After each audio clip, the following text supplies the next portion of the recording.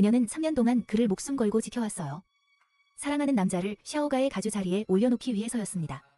온갖 어려움을 헤치며 그의 곁을 지켰죠. 그런데 그 남자가 성공하자마자 한 첫 번째 일이 뭐였을까요? 귀국한 첫사랑이자 약혼녀를 모두 앞에서 소개해요. 목숨 바쳐 그를 지킨 여자는 그저 첩신세가 된 겁니다. 경호원 주제에 첩이 된 것만 해도 감사해야지. 이 말을 듣고 그녀는 완전히 마음이 식어버렸어요. 거울 속 상처투성이 자신을 보며 중얼거립니다. 난 정말 바보였어. 그를 당신의 환생이라고 믿었는데. 사실 그녀는 3000년 전의 여전사 능상이었습니다. 태자 아침과 사랑에 빠졌지만 매복을 당했고 그가 치욕당하지 않게 스스로 목숨을 끊었죠. 그런데 눈을 떠보니 3000년 후의 세상이었어요. 눈앞의 샤오윈천을 아침의 환생으로 착각한 것입니다. 이제야 꿈에서 깨어났습니다. 그녀는 자신의 시대로 돌아가기로 결심해요.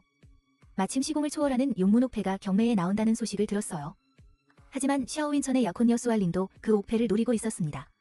경매장에서 수알린은 샤오가의 재력을 믿고 능상을 마구 모욕해요. 넌 그냥 민천 곁에 개일 뿐이야.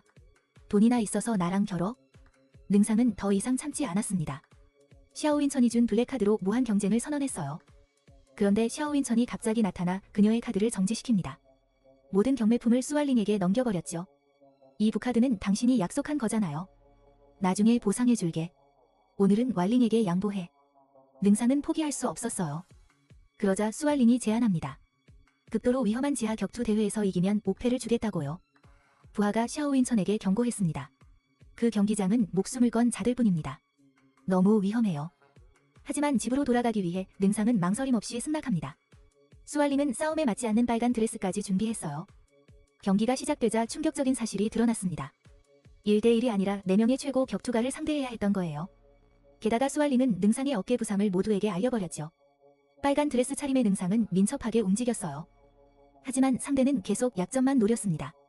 샤오윈천은 긴장한 채로 그녀가 자신을 대신해 칼을 막던 장면을 떠올렸어요. 위기의 순간 능상은 마지막 힘을 쥐어짜 회전킥으로 4명을 모두 쓰러뜨립니다.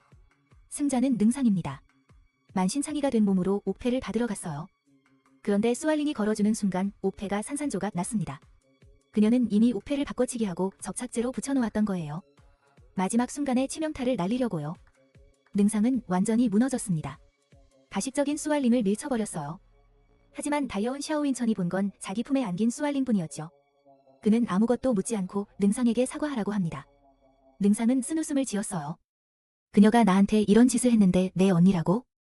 감히 나한테 이런 태도로 말해?